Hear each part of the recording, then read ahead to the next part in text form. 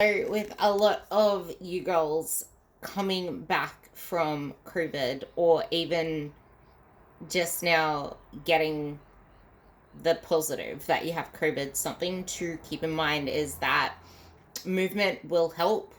Fueling yourself with the right nutrients and veggies and water and sleep and rest will help.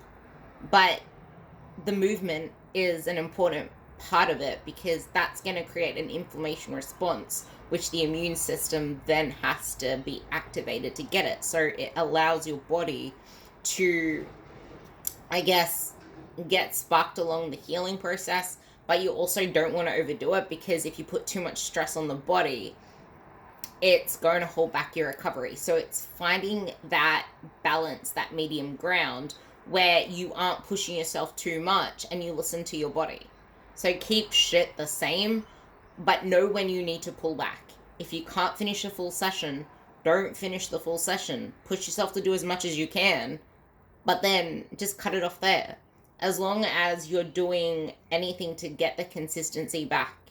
Because I know it sucks not having control of your body, and like, think about where you are now versus where you started. Like, you were so not in control of what was going on there. Whereas now you actually are able to put in the action steps to get back onto that momentum wagon.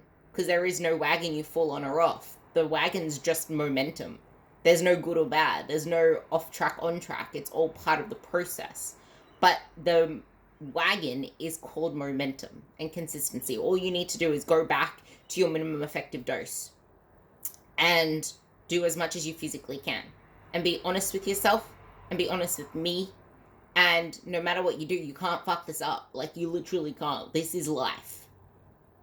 The only time you fail is if you technically do not keep going on with it, because there is no end date. There's no rush to anywhere except death, because you can have an after date, but then what the friggin' hell's after that? Living a little bit more and just going back to where you were, or you hated yourself being.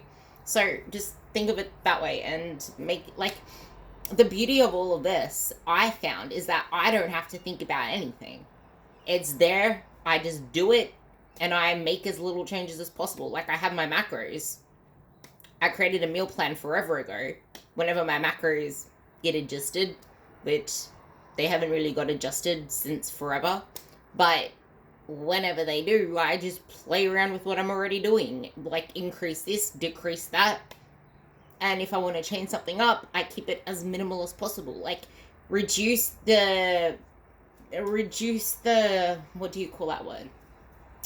Reduce the occasions where you need to practice willpower and discipline, and reduce the occasions that you could end up with decision fatigue.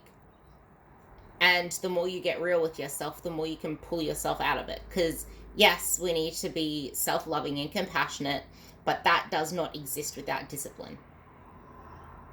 And people get scared of discipline because they feel like, people get scared of self-compassion on the other side because they feel like that means they're giving themselves up. But you can't have self-compassion without discipline.